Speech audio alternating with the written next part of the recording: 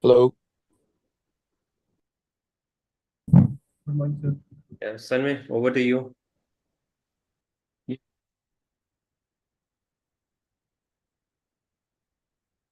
Am I audible? Or my voice? Can someone confirm?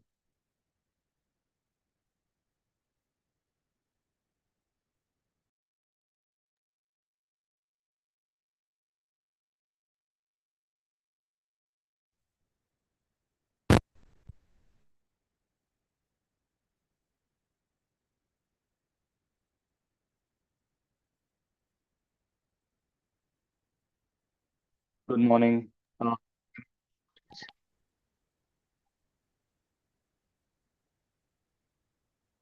Look, I am not.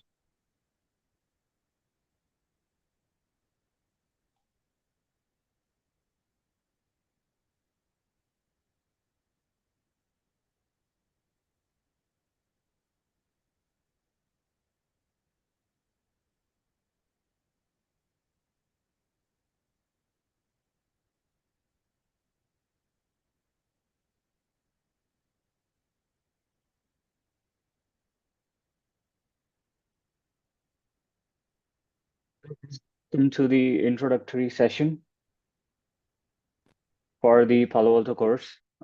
This will be a brief session of what we are going to cover in the entire course. It will be a full-blown session and it will make you ready for the PCNSE exam. So there are two exams for the Next-Gen Firewall series that Palo Alto Networks give. So before that, before we start with the introduction to the actual course, I will give a brief introduction of myself. Um, I train by the name of Sanmay, and I have worked in technical assistance center for multiple vendors, mainly for Palo Alto Networks. I have also worked as a professional services consultant for Palo Alto Networks. I have migrated many legacy customers using legacy devices like Cisco and Juniper SRX firewalls, even the latest FortiGate firewalls, checkpoint firewalls to the Palo Alto Networks next gen devices. I worked on the latest 7000 series firewalls as well, and the biggest Panorama M700 as well. Okay, so I have a quite a load of experience with big customers, small customers, medium customers. Okay, so this is just a quick introduction about me. Apart from this, you see PCNSE exam. This is quite common. This will validate your capability of handling and troubleshooting a Palo Alto Networks device. I personally hold okay, just a second, I will turn off notifications. Yeah. I personally hold another certification that is only for the consultants. So I am a certified Palo Alto Networks certified consultant.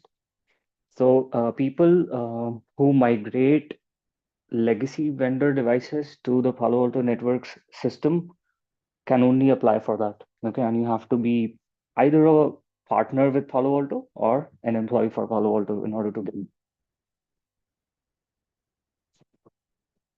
Okay, so this will be an introduction to the Palo Alto Networks, why this is the best firewall out there, and why it sells so much. It has a big market, right? $100 billion just recently crossed $100 billion mark.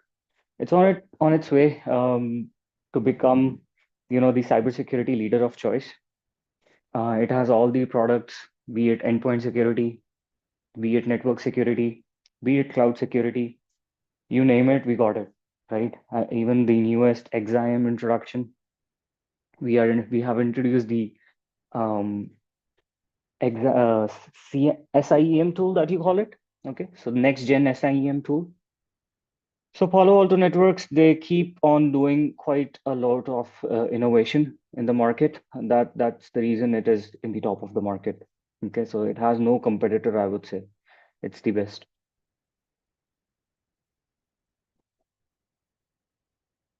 Okay, so this PCNSA, what's the actual difference between these? I would like to tell you this first.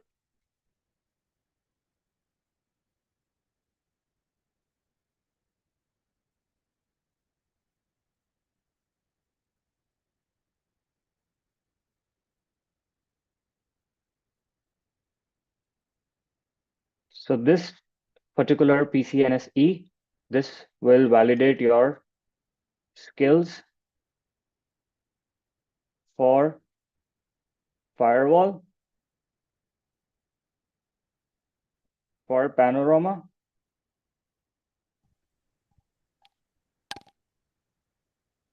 and troubleshooting.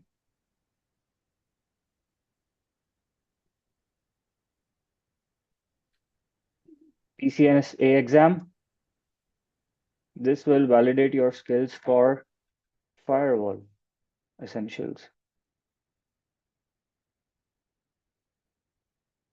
So you can say that if you want to start your journey to Palo Alto, this is an associate level exam. Okay, this is an engineer level exam. So this is an expert exam. Okay, this will be an advanced course. Okay. Now I expect you to know basic networking jargons. What is ARP? What is IP routing? What is actual routing? Okay. What is trace route? What is ping? What is TCP? Okay. How the next gen firewall works, actually, you leave that to me. I will make sure that you understand this correctly on how Palo Alto operates. Now, there are specific courses aligned for this PCNSE and PCNSA by Palo Alto. I think this is EDU 210. The Firewall Essentials. Panorama is EDU 220. And troubleshooting, I think it was either 230 or 310, something like that. Okay, I will validate this. But each essentials, Panorama Essentials, Firewall Essentials, and troubleshooting, this has their own EDU courses. Okay, we will cover the entire EDUs. We will cover the entire course of what PCNSE is. This will make you ready for both of these exams. Okay, but we will start from the very basics of how to deploy day one config in the Palo Alto and what is the actual thing. What is a next gen firewall? Why is it so popular now? Okay. So if you have any questions, please feel free to stop me in between. I'll be happy to answer those.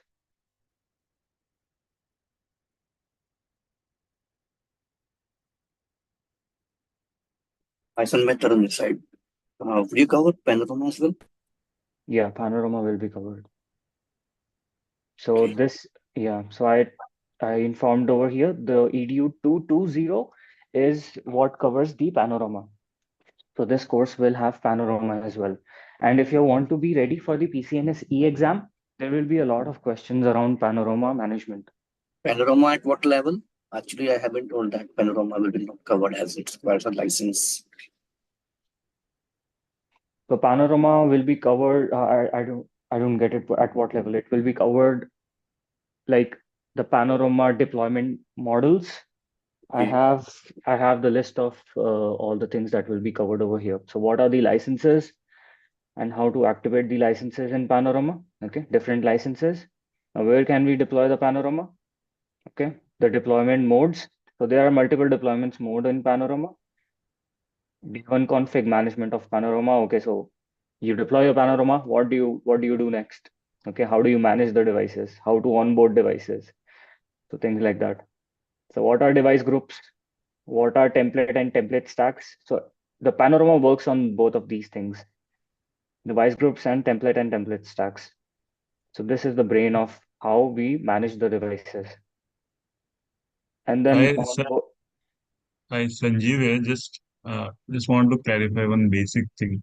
This Yep. Panorama is like a software in that box of Palo Alto Firewall. But what is this? Is this hardware or is this a software? Panorama. That's a good question and good that you're very excited about this. So be it a firewall, be it a Panorama, so these are separate solutions. Okay, so we can think about if I have like 1,000 devices or 500 devices, I cannot keep such a big team to manage my 500 devices, right? I need a single point where I can manage the devices from. That that is what Panorama gives me. Okay, so from a single login, I can push config to 500 devices. Okay, so it is a separate device, separate solution. It is not inside of that firewall. It is a separate solution. Now, be it firewall, be it Panorama, it is a hardware device. It is a hardware solution. Okay, it can be a software that you said, not a software, but an actual VM device. Okay, so that's why we discuss where exactly can we deploy these. It can be deployed in a cloud service like AWS or Azure or GCP, right? It can be deployed in private cloud like ESXi. So I have it in VMware, for example. I can deploy it in ESXi. So if you have a private data center, you can deploy your firewall. If you have a private data center, you can deploy your Panorama. You just need a license for that. Okay. Prisma is also similar, we can say. Hello. So yeah, so that's a different tangent, to be honest. Prisma access. So if you know how the next gen firewall operates, Prisma at a short point is nothing but these are cloud firewalls. Okay, these are just cloud firewalls. So our Prisma Access Cloud is similar to a competitor called Zscaler. Okay, so it is a secure service edge solution, SASE, secure access service edge. So there are two different things. And that will be a different tangent. I have a separate discussion for that. What are the pillars for the Palo Alto solution? But let's just say that Prisma is different from the next gen firewall. Okay, so Prisma offering is different. It is a cloud service wherein you don't have to manage your own firewall. Okay, so operation and management of the firewall is done by Palo Alto. So you don't have to care about the upgrades. Similar to any cloud service, right? You do not have to care about managing your data center. So that's what Prisma Access gives us. You don't manage your next gen firewall. You just send the service you just send your traffic to us. We will inspect the traffic. Hope that makes sense. Yeah, thanks. Can you just brief the roadmap of this courses like PCNSE, NSE, then Prisma SD-WAN and Prisma SSE, and after that Cortex? What is the roadmap of this whole? So there isn't a roadmap, to be honest. This particular course is for PCNSE exam, and that is for next gen firewall. Okay, first thing. Yes. So there are three pillars of Palo Alto solutions. Okay, let me actually bring that up since you brought that up.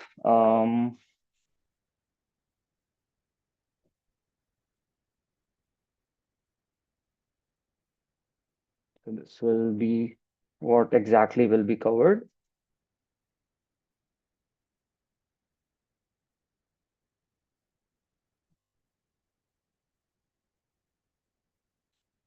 Okay, so this is usually the first slide I cover in the course. So there are three solutions to what PanW offers, right? It is Strata, Cortex, and Prisma. So inside of this, there are multiple solutions. So this Strata is basically NGFW and Panorama. This Prisma is Prisma Access, Prisma SD-WAN, Prisma Cloud, Prisma SaaS. Now this Prisma SaaS solution is incorporated in Prisma Access itself. Cortex is Cortex XDR, Cortex XOR, XIM. It's a very popular, it's a hot seller right now, XIM. Okay, so these three are your endpoint detection. This is your endpoint detection. This is your threat visibility capability, and this is your SIEM competitor. Okay, so I have personally not worked on the Cortex side. This is more related to how threat investigation works and how endpoint detection works. This is Similar to antivirus, wherein we install antivirus or like Carbon Black solution from VMware, I think. This is something like that. Endpoint detection system. Okay, advanced endpoint detection system. This Prisma Access solution, this is a cloud-based service. Now, this Prisma Access and Prisma SD-WAN, this will combine to become a pure SASE. Okay, so we are the only SASE leader, secure access, service, edge. Okay, so what actually SASE is? It is SSE plus SD-WAN. If a vendor gives both, only then it is a SASE vendor. Okay, now Zscaler is quite popular in secure service edge solutions. Now it also has an SD-WAN capability, but it is not quite popular. It also has SD-WAN capability. It is not quite popular. This Prisma SD-WAN was previously known as CloudGenix. Okay, so if you want to learn Prisma Access, this is a separate discussion. If you want to learn Prisma SD-WAN, this is a separate discussion. If you want to learn Prisma Cloud, what this gives us cloud security posture management. So it will connect to all your cloud services and will give recommendations on how your cloud security posture should look like. Now this SaaS is integrated into Prisma Access. This is giving us SaaS capability. Like, ever heard about CASB? This gives us CASB. We are going to cover Strata. Now, Strata is the first solution that Palo Alto actually built. Strata is made up of what app ID is, okay, what content ID is, what user ID is, right, what SSL decryption is. These are the things that make it so popular. Okay, this is the layer 7 capability. This is the layer 7 capability. This is a next gen capability. This is also the next gen capability. These are the 4 points that make it a hot seller.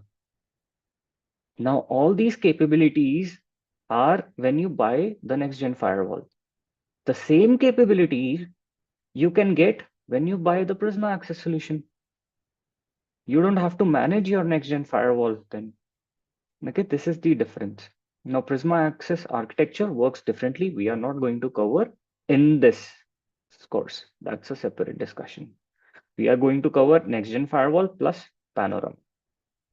Hope that gives you an idea of what is the 3 pillars and what we are going to cover, what Prisma is about, what Strata is about, what Cortex is about.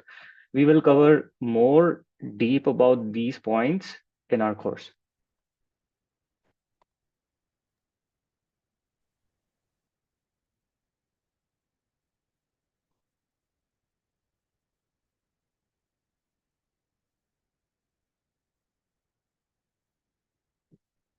Now, traditional firewalls, how it operates, like ASA. What ASA will see is, for example, DNS and BitTorrent.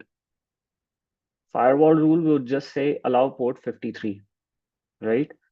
So it will see, okay, this is DNS traffic. I will see this is port 53, I will allow it. Okay, this is BitTorrent traffic, but it doesn't have the capability of layer 7 inspection. So it will just see, okay, BitTorrent is 53, I will allow it. Now this creates security vulnerability, right? I don't want to allow BitTorrent in my enterprise network. I just wanted to allow DNS. But how do I do it? This is a traditional firewall, right? That's when Palo Alto brought next gen firewall with App ID solution. Okay, what is App ID? What is app ID? This is the reason why Palo Alto Networks will sell so much. This is the reason why this is a leader. Okay.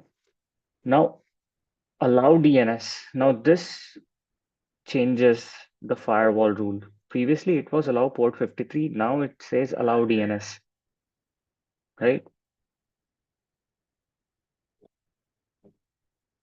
So this will Palo Alto Networks firewall will just see this is the layer 7 traffic, DNS traffic. Okay. This will be allowed. Now this will see this is BitTorrent. After layer 7 deep packet inspection, this will see, okay, this app ID belongs to BitTorrent. Now I am not configured to allow BitTorrent. You have to configure everything on the firewall. Everything is manual, right? It will block it. It will block it, drop it, do reset, whatever it is configured to do. Now this is what keeps it and brings it to be a next-gen firewall, right? This app ID.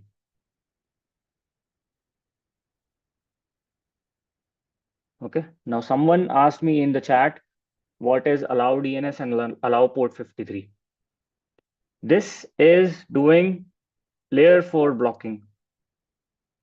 Now this is doing layer 7 inspection. This app ID is layer 7 based. Now, how exactly this Palo Alto Networks device will see that this is a DNS traffic, this is not a BitTorrent traffic. Okay, so it has a list of signatures.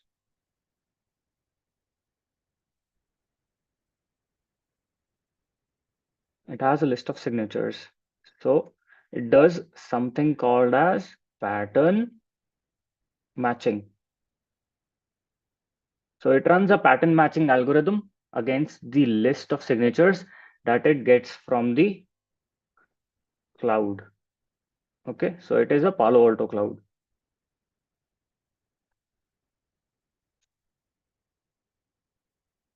It is the Palo Alto cloud that gives out the list of signatures. And against those signatures, as soon as the traffic is received, it will do pattern matching and identify app ID. Okay, so we are going to use simple jargons, right? I would not make things complicated for you. Sales team or when anybody wants to sell their devices, they use complicated things like zero trust and 0 day, things like that. But everything boils down to what exactly is happening, right? So it is quite simple. So when you compare these devices on how it works, it is quite simple. So it is just doing pattern matching. Okay, so it has a list of somewhere around 4,000 app IDs. Okay, now it will run pattern matching algorithm on these 4,000 app IDs and identify the app ID. If it doesn't identify the app ID, it will flag it as unknown TCP or UDP. That's it. Now, if it is unknown TCP or UDP, you have to file a tag case with the Palo Alto team, or there is a form that you can fill on Google. You have to provide some details on this. If it is a well-known app ID, they will create that app ID. And you will get that app ID in the list of signatures from the Palo Alto cloud. Okay, so this is a separate discussion and a quite big one. Okay, and we can also create some custom app IDs on the Palo Alto device. Okay, so we can also create app IDs on the Palo Alto. So we can type in some signatures, regex patterns, and tell Palo Alto that if you see traffic like this is the app ID that we are using. Okay, so that is very popular for internal traffic. What is app ID? What it refers to? Okay. So let me clear this out. App ID is short for application identification. application identification. Now this is a layer 7 feature. Now the Palo Alto Networks was the first one to bring something like this. Okay, nowadays all the vendors like Fortinet, Juniper, or even Zscaler would say that, okay, they do app ID, they do application visibility, they have application visibility. But the Palo Alto Networks next gen firewall was the first to bring the app ID solution. So it doesn't look at the port number to identify the traffic. It will look at the actual layer 7 data. So when I say layer 7, everybody should know, okay, this is OSI, because this is quite basic. This will not be covered, okay, what is OSI? But layer 7 carries the data. Everybody knows, right? Carries application data.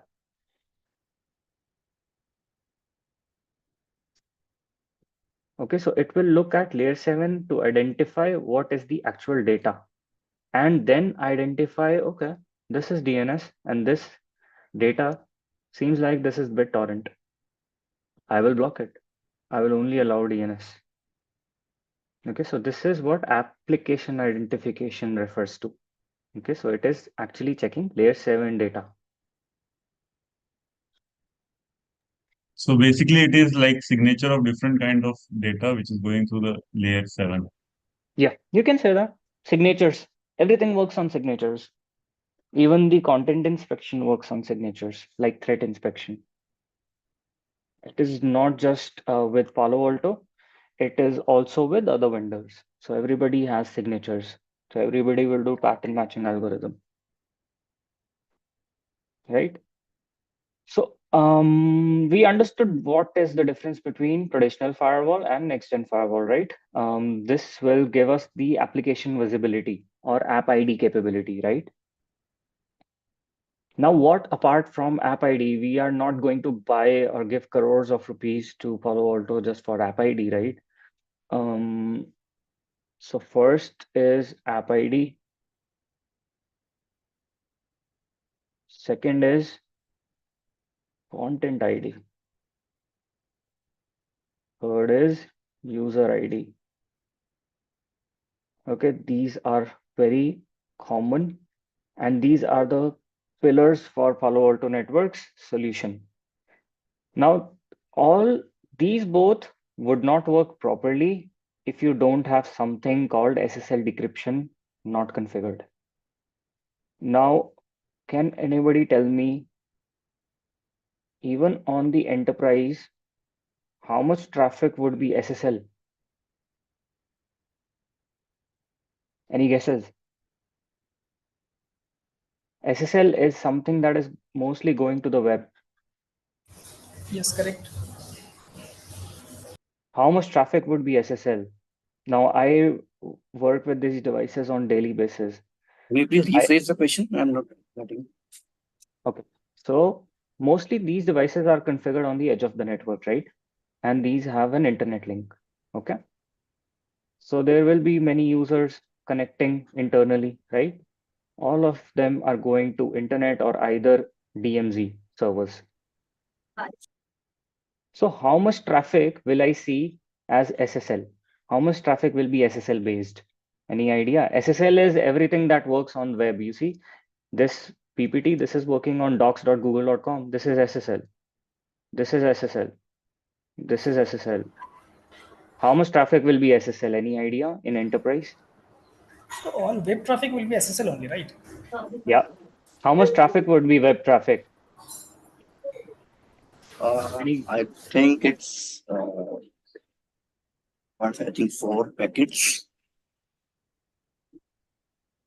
443. Yeah, this is on 443. So let me give an idea. It is about 75 to 80% traffic. Of the entire traffic, 75 to 80% traffic is SSL. Now, anything that is SSL cannot be inspected, cannot be inspected by firewall. Now you just lost visibility on 75 to 80% of your traffic. You see? Now, you are not going to buy a device that gives you only 20% of visibility in your network. You want this complete visibility in your network, right? Most of the threats that web has is inside of this SSL traffic. Now we want to decrypt this SSL traffic and look at this 75 to 80% of the traffic that the network has. So there is a fourth feature that is quite popular, that is decryption. Okay, without decryption, it makes no sense to use content ID and app ID. It makes no sense. People use it, but to be honest, you're losing visibility, you see. So you are just doing the app ID on 20% or just some of the layer 7 traffic. Okay. So for complete deep packet inspection, you have to have decryption enabled. So these four features are what combines the Palo Alto next gen solution and gives it a selling point. This is the reason why it is the market leader. These 4 points. Okay. Now all of these features are also given in Prisma access. You don't have to buy a next gen firewall for that. You buy a license or solution.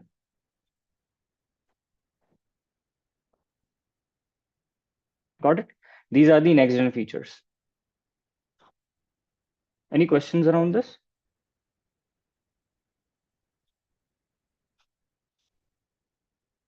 Okay. Samay? Yep. Yeah, Ramesh here.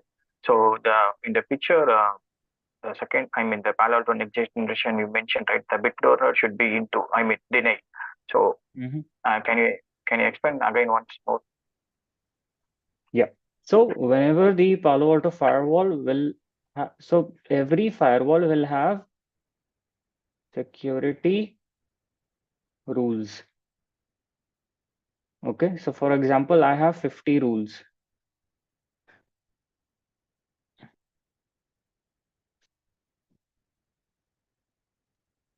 Sorry about this. So for example, I have 50 rules. Palo Alto firewall, how it inspects the traffic or how it sees the traffic is, it will see the rules top to down. Okay, so top rule you have, okay, DNS is allowed. DNS is mandatory. DNS, you cannot block it. Otherwise, entire traffic will go down. The first thing is you need to get a DNS resolution, right? That's how the network works. So DNS is allowed. Second will be, okay, web traffic allowed. This is normal web browsing. Okay. Third is, okay, I will give someone LinkedIn. LinkedIn browsing, I will allow. Fourth is Facebook base. Okay, I will allowed. Now, by the end, you have 50 rules. There will be a final rule that will be a deny all traffic. That will be a deny all. Okay, so if the firewall does a security policy lookup and it doesn't see that there is an app ID named BitTorrent allowed in the security policy, it will not allow it. It will hit the deny all rule at the bottom and it will deny. Okay, so this is how the security policy lookup happens. Every firewall will have security policy. Okay. So the same way we can do in a traditional firewall also, right? We can deny in the BitTorrent in the traditional firewall also, right? You can only do it based on ports. Traditional firewall. Okay. So yeah.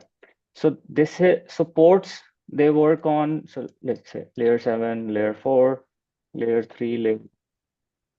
Okay. So this is where the data is, right? This is where the ports are. Okay. This is where the IPs are or protocol number is. This is where the MACs are, right? ARP works at layer Yeah. 2, right? So if I want to block something on IPs, I will block it at layer 3 itself, right? If I want to block something on ports, I will block it on layer 4 itself. Previously, how the network was, the network was not very vast. Only few applications were in the internet. Internet was not the big thing. So working with ports was okay. Now, as the network grew so fast, we need something that gives us app ID visibility. That we need a firewall or a solution that looks into the layer 7 data and gives a validation as to block it or allow it. Okay, so this is the difference. Okay. Nowadays, everybody is telling that, okay, they do app ID, they do application visibility. But Palo Alto was the first one to bring it. Okay, so if you go to app ID, applipedia.paloaltonetworks.com, you can get to a page wherein you will see all the app ID that Palo Alto has. Okay, so we will also see that in the course when we cover app ID. Sure. Okay. Yeah. Let's see what this is. Yeah, so we covered next gen features by Palo Alto. This is the single pass inspection software that Palo Alto has. Now, this will inspect everything in a single pass inline. We will understand how the firewall does this. Okay, so no fancy jargons we will use. This is as simple as it will check the app ID, it will do content ID, it will do user ID while the traffic passes. This is what it is. Okay, so we will not complicate things. Okay, but we will get into more detail. Content ID, this is the main thing of firewall. Why layer 7 in what layer 7 inspection is. So content ID is everything. It gives us antivirus. This is malware protection.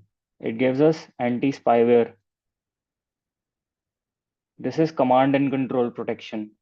DNS sinkholing, quite popular. Palo Alto Networks is quite popular for DNS sinkholing. We will understand how this works. This is a DNS security feature by Palo Alto. DNS security feature by Palo Alto. Antivirus, anti-spyware, and there is vulnerability protection. So if you have an operating system that is vulnerable to a command injection, then vulnerability protection will help you, right? And then you have URL filtering. Okay, it is covered under content ID, URL filtering solution. Then you have data protection. This is DLP, data loss prevention, preventing your personal data leak. That is, if you have Aadhaar card number or social security number, we can prevent for users to upload their personal data or enterprise data on the web. Okay, all of these features will work perfectly only and only if you have SSL decryption. Sorry for my handwriting. Only and only if you have SSL decryption, these layer 7 features will work correctly. Otherwise, these features will not work correctly because 80% of the traffic, again, SSL. If firewall cannot see inside of that traffic, it cannot inspect it properly, right? So all of the traffic will come out to be SSL. Now, why Palo Alto sells so much? There is again one selling point over here that is known as Wildfire. It is also in content ID. Now, antivirus, it is the malware protection, malware file executable, malware protection engine that we have. Now, if antivirus doesn't have a signature for it or it is a 0-day attack, everybody knows what a 0-day attack is. Now, a 0-day attack is something that nobody has a signature for. If my antivirus engine were to block a malware, it needs to have a signature for that. If my anti-spyware engine needs to block a command and control traffic, it needs to have a signature for. If my vulnerability engine needs to block something, it needs to have a signature for that. If it doesn't have a signature for that, it will not be able to block it. It will allow it. Okay. So Wildfire gives us the capability to stop something like this zero-day attack. Okay. Zero-day attack is a new attack that nobody knows about. As soon, okay, clear this out. As soon as the file reaches the firewall, it will send a copy to the Wildfire cloud.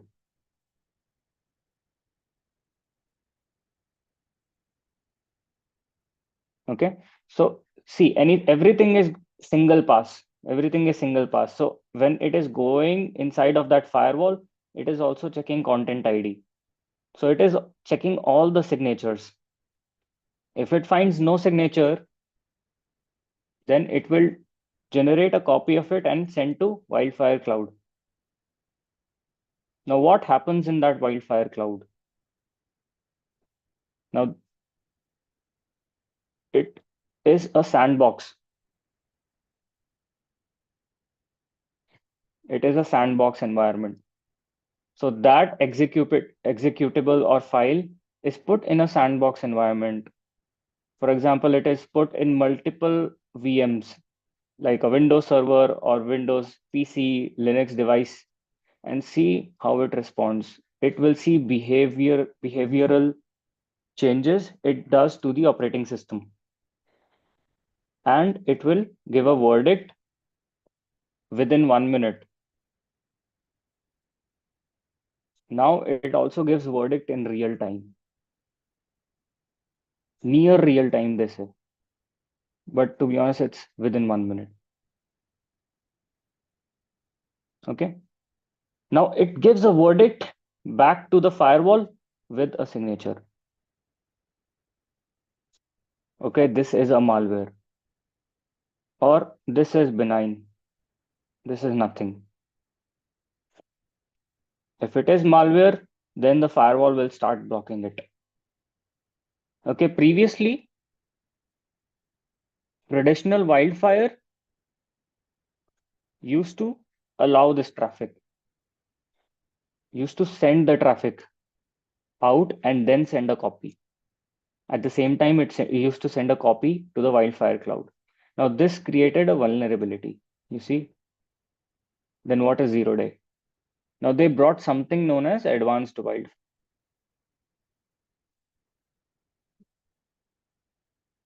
Now, this gives inline prevention for zero-day attack.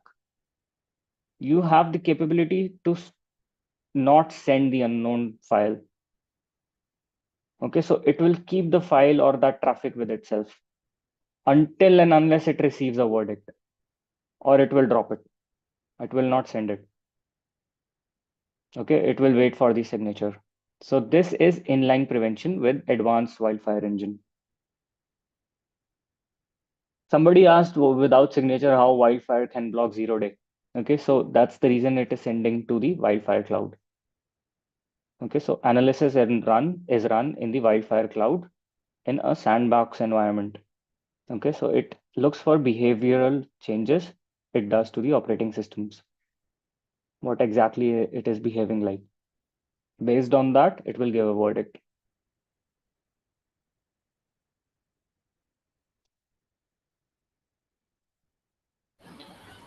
So, Sami, just want to know how much delay it will take to inspect those traffic in the cloud. So it usually does real-time updates. Like within 1 minute, it will give a verdict. Okay. Within 1 minute, it gives a verdict now. So previously, it was around 5 minutes that you received a verdict for. Now the network is so fast and the team is so big that they give within 1 minute verdict. So, if the traffic is sending to that sandbox cloud, so the timeline also will be the same, or will there be any delay for? No, there will be not delay. It depends on the link speed that you have. So it is always connected with the cloud. It should always be connected with the cloud, right? Yeah. Okay. Okay. Understood. We will see how the firewall is connecting to all the cloud features. Okay. Okay. Thanks. So somebody asks, even WAF has 0-day attack prevention. Now, to be honest, I have mostly my experiences with Palo Alto firewalls. WAF or other vendors are also giving similar features now, but it was Palo Alto Networks who started it. Okay. But WAF is mostly for your web-based traffic, web application firewall. It's mostly common for web-based traffic. All the command injections, it will stop that. Imperva is quite popular WAF.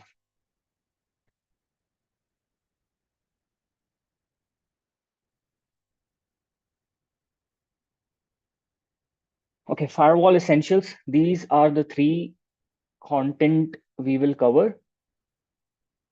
This is the firewall essentials. This will be EDU 210. This will be EDU 220. I think this is EDU 310 or 330, something like that. But this is troubleshooting. This is firewall essentials, configuring, managing Palo Alto Next Gen Firewall. And this is Panorama, managing firewalls at scale. So what if we have 500 firewalls? Okay, it's very difficult to manage 500 firewalls, 500 standalone firewalls. Okay, you need to maintain a list of these firewalls and give admin access and have a big admin team as well. Okay, so very big admin overhead if to manage 500 standalone firewalls. Okay, I need a Panorama solution. Panorama solution. This is, you can call it, this is a management server. You can call it this as a management server. This is a Palo Alto Networks device or Palo Alto Networks solution. A Panorama is different solution than a next gen firewall. These are different solutions. This will inspect your traffic. This will have no capability of inspection. This will have no capability of inspection. This is just meant to manage your devices at scale. Okay. Now these firewalls can also send logs to Panorama. Okay, so 500 firewalls can also send logs to Panorama, and I can view all the logs from a single pane of glass.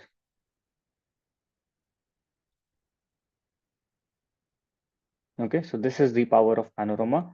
This will give me a single pane of view.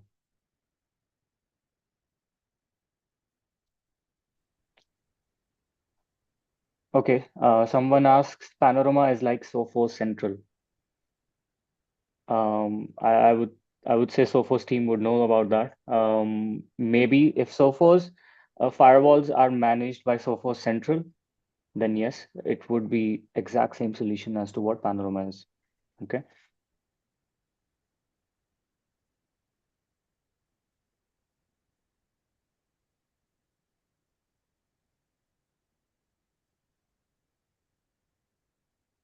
So these are the topics we will cover during our firewall essentials.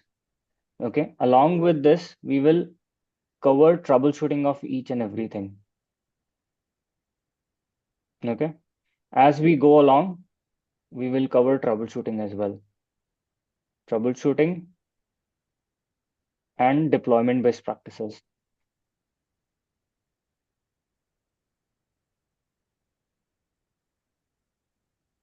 First thing is, okay, what are the licenses and how to activate the licenses? Okay, so there are around 12, 13, 14 licenses that Palo Alto Networks gives. Next gen firewall. So the basic license is threat prevention. This needs to be there for layer 7 capability. If you don't have any license, only app ID will work. Even for that, you need support license. Okay, so there are multiple licenses. We will discuss each and every license in detail and what feature it enables. Now, where can we deploy? We will discuss this in detail. It can be deployed as hardware. It can be deployed as VM. Okay, now in VM, it can be deployed in AWS, GCP, Azure, OCI. It can be deployed in private cloud, hypervisor, Hyper-V, Microsoft. There is no space.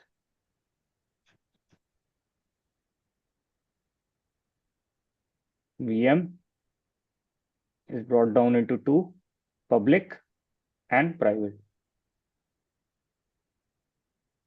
Okay, this can be deployed in AWS, any public service, GCP, and Azure or OCI. There might be others as well, but these are the more common. These three are the most common. Okay, OCI you will rarely see this. This will be ESXi, hypervisor, I think NSX as well. But these two are the most commonly seen. I think there is Nutanix as well. But we will see the entire list of where exactly these can be deployed. Okay, so for example, I have it in VMware Workstation.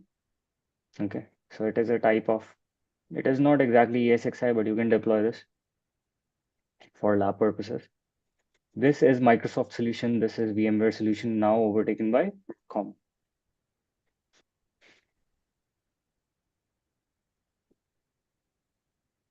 Deployment modes of firewalls. Okay, so where exactly you deploy it? Edge, core, what is the deployment mode, layer 2 mode, layer 3 mode, vWire mode, we will discuss in detail. Day 1 config, okay, you got your firewall. What to do with it now? How do you manage the firewall?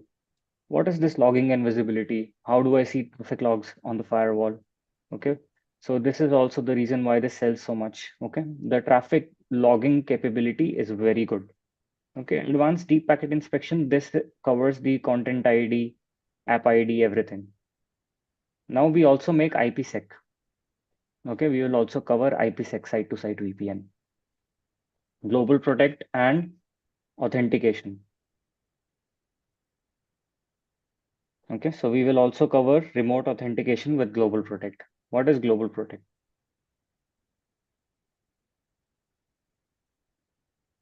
It is a remote access VPN solution, similar to Cisco AnyConnect.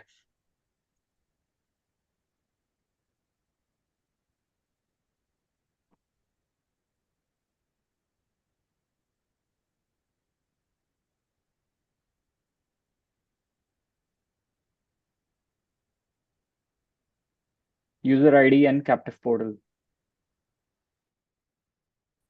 This will also be covered. Okay, so how exactly Palo Alto Firewall gets user to IP mapping? Okay, and the captive portal authentication. High availability. The Palo Alto can be deployed in active-active or active-passive. This will be discussed in detail. Policies, there are different types of policies, security, NAT, PBF, decryption, all of these will be covered. Operational and maintenance, how to take back software upgrades, ACC, monitor to hover around on the firewall. Look, find things in the firewall.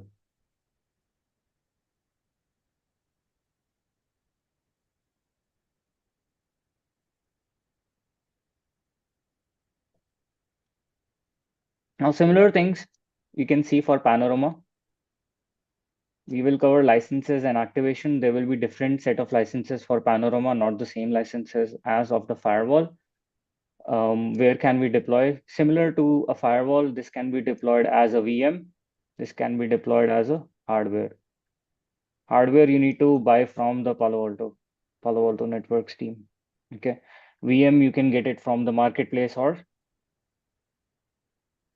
support portal. VM image you get from support portal, but again the license you have to buy it from Palo Alto Networks team. Deployment modes. Okay, there will be deployment modes for Panorama. Okay, there are 3 to 4 deployment modes of Panorama. Day 1 config, you received your Panorama. What to do next? How do you do day 1 config for Panorama? How do you do management for Panorama? What is this device groups?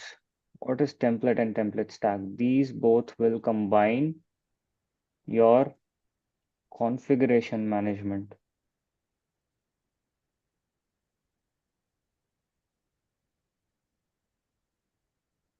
This is your configuration management. Onboarding firewalls and troubleshooting. Okay, so we will learn how to onboard firewalls to Panorama and how to troubleshoot the behavior if we are not able to onboard firewalls to Panorama.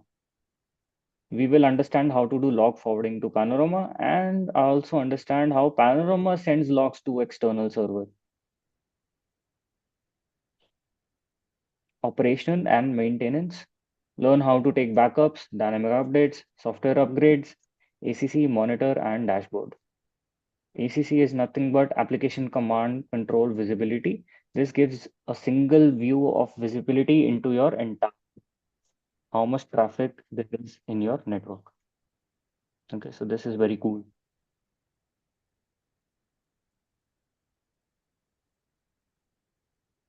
So someone asks me in the chat, would you be covering CLI for troubleshooting? Yes, some CLI would be covered for troubleshooting, what daemons are running. This would be covered as well, what daemons are running, a basic overview of what daemons are. Now, this is not a TAC troubleshooting course. Let me clear that. So you're saying how control plane works behind any service. Now, this would be a TAC discussion. That's a separate discussion. This is a PCNSE course. Okay, for PCNSE, you do not need that level of knowledge. But in order to troubleshoot in a TAC environment, you need that knowledge. Okay, so that is a TAC knowledge and that is internal details. So anything that is available on Google, I will tell you. Hope that makes sense.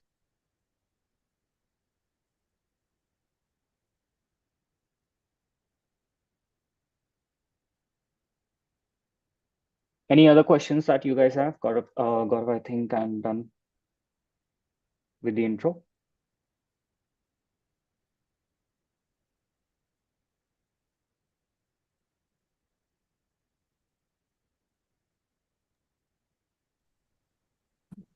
You will you will share those slides which you're showing, right? These slides, yeah, these slides are just an intro. Okay, so these are the actual slides. These are the actual, I've prepared them myself, but these are basically my talking points. You will get the entire course. You will get the entire course as well. And I will share these slides with you. Yeah. So if that's the question, so you will get the lab guides. You will get a step-by-step approach on how to deploy, on how to complete your lab. Okay.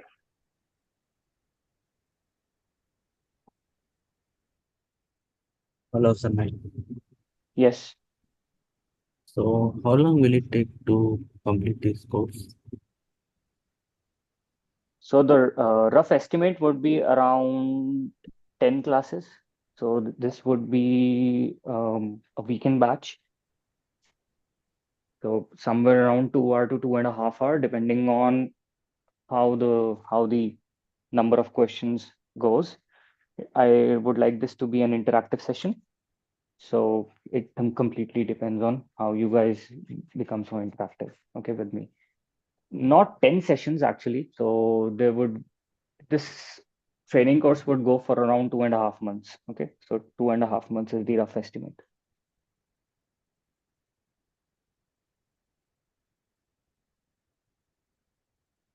So Saturday, Sunday, one class each, 2.5 hours, if that makes it clear. So is this course knowledge sufficient to write a certification? Yeah, this will be more than sufficient to write your certification exam, yes. Apart from this, what I usually suggest is at least have 3 months of hands-on experience with Palo Alto. Okay. Because they might ask you some details of day-to-day activities in the exam. I will also prepare some exam topics in between. I will discuss some exam topics in between and exam questions. The frequently asked questions in the exam, that will also be covered in the course. Like DNAT is quite common. We will cover some DNAT questions. Will you provide the licensed version of the lab? How do we do the labs?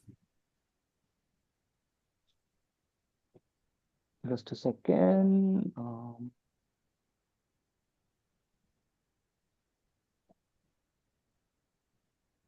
So you guys will get access to, so whosoever enrolls will get access to the rack that networking has.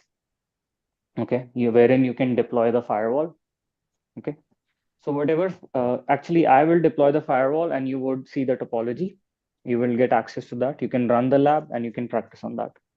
So in total, there will be 10 to 12 lab scenarios that we have. Licensed version of the firewall. Now we can run that on AWS. The licensed version. We can run that on AWS and see what the threat visibility capability is, or I have my workstation, we can see that.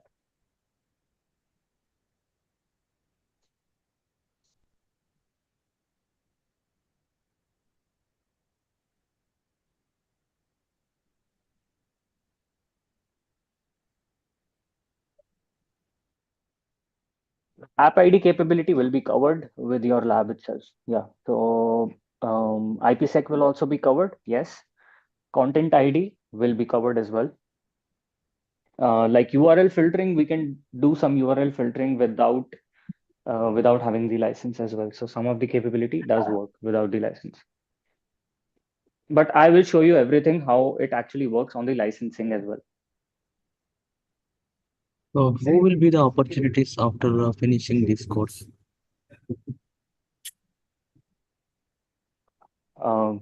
What was that question? So who will be the opportunities after finishing this course? What will be the opportunities you're asking? Yeah.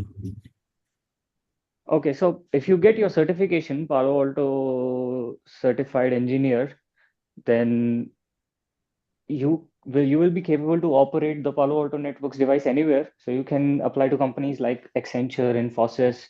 If you already have experience with networking, right? Only then possibly it gives, just a second.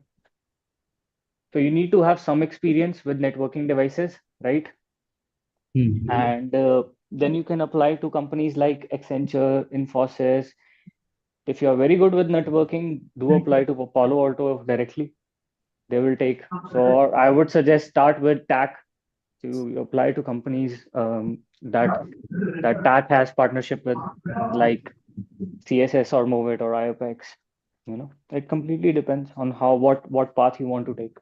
And we have a separate counseling team as well that helps you with that.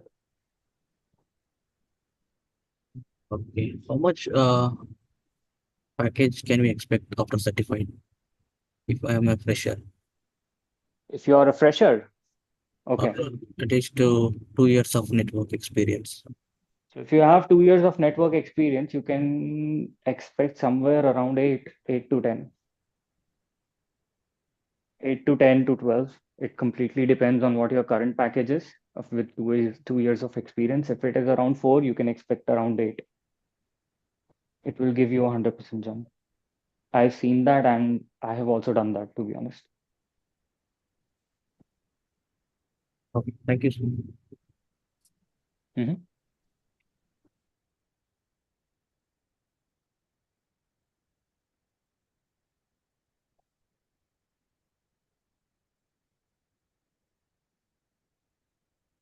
Okay, guys. Thank you for your time, and have a good day. Have a good weekend ahead. Hello, Bye, Sanjay. guys. Yeah. So have done CCNA. So is it better to do Palo Alto or Cisco security products? Cisco Firewall, Uh, TT. I look. I am migrating from. I am migrating many customers from FTDs and ASAs to Palo Alto. Okay. Now, if you compare the ASA or FTD market to the Palo Alto market, it is very different. Everybody wants to migrate from Cisco to Palo Alto or a next gen firewall, right? So I would suggest, if you want to build your career in security, go for Palo Alto course. Okay. It is good to have ASA FTD knowledge as well, because if you get into an organization that has both the firewalls, right? So you need some knowledge of both the devices. So it completely depends on, like, I personally, I do not have experience with ASA, but I still can migrate ASA to Palo Alto because I'm very good with Palo Alto, right? But if I get to an organization that has both the devices running, ASA and Palo Alto, I will have to look for some other person to operate that ASA device, right? So it completely depends on how you want to grow your career, right? Eventually, after 5 years or 10 years, I want to become an architect. Everybody wants to become an architect. That's the target, right? So we need to have entire knowledge of what products there are, right? And how to operate all the products, right? So at least have knowledge with 2 to 3 products is what I suggest usually. Okay. What level of knowledge? 2 years network engineer, 2 years of experience having network engineer. Work in a migration level, migrating firewalls, or implementation team to work in implementation or migration. So you're saying you currently work in the migration team? No, no, no. I have a 2 years of experience. To work Okay. in a migration project or implementation teams, Mhm. what level of knowledge must have in Palo Alto? So generally, the professional services team, they look for someone who has more than 4 years of experience. Okay. If you compare directly on Palo Alto, 4 to 5 years of experience is required for migration. But if you talk about the TAC, then they are ready to give opportunity to people who have 2 years of experience as well. And TAC is a good starting point to learn and understand in depth of any product. Okay. Okay. Yeah. So 2 years of experience, you get into TAC, learn something, spend 2, 3 years. Yeah. That's how and then decide what you want to do. Okay. Thank you, sir. Yeah, Sarma, you just mentioned that at least there should be two, three products that we should know. So can you name those products and in an ideal security path, what should be that products? Look, so eventually, I suggest at least understand how the cloud security also works today. Okay, so I will also give a brief overview how our SASE solution works, or the secure service edge solution works. So today, if you talk about enterprise networks or even medium networks, they are migrating to a secure service edge solution rather than having a next gen firewall on site, which is very expensive. Okay. They want to buy a cloud service. Only some entities, like government entities, have to get a next gen firewall on site and inspect everything on site. Other than that, cloud service is a cheaper solution. That's why everybody wants to migrate to cloud service. So you guys should know how a next-gen firewall works and how a secure service edge solution works as well, be it any vendor. Okay. Now, next-gen firewall always target top two. I suggest whatever brand or whatever vendor you're working with should be in the top two or should be in the Gartner's leader. That's it, period. Okay. So in the Palo Alto Networks is in the Gartner leader for next gen solution, next gen firewall solution. It is in the Gartner leader for secure service edge. It is in the Gartner leader for SASE solution. It is in the Gartner leader for SD-WAN solution. Okay, I'm not aware about the XDR Cortex solution. I think it would be in the leader for that as well. So look for, if you want to learn any other product apart from Palo Alto to improve your portfolio, look for other vendor that is a leader in that quadrant. Okay, so Gartner releases this quadrant every quarter. So follow that. I would suggest even I follow that. Sanjay, what is the difference between Zscaler and other cloud services like Azure or AWS? Look, Zscaler is built on some public cloud service solution. Okay, Zscaler is not the cloud service solution. Zscaler is a security provider. Okay, we will discuss this in detail in the course, but Zscaler is not a public cloud solution. A public cloud or a public cloud service, what is a public cloud service? What is AWS giving us? Sitting at our home, we Hi, can. Sanjay. Yeah. Hello. Excuse me. Yep. Your first lecture. Yeah. Okay. Okay.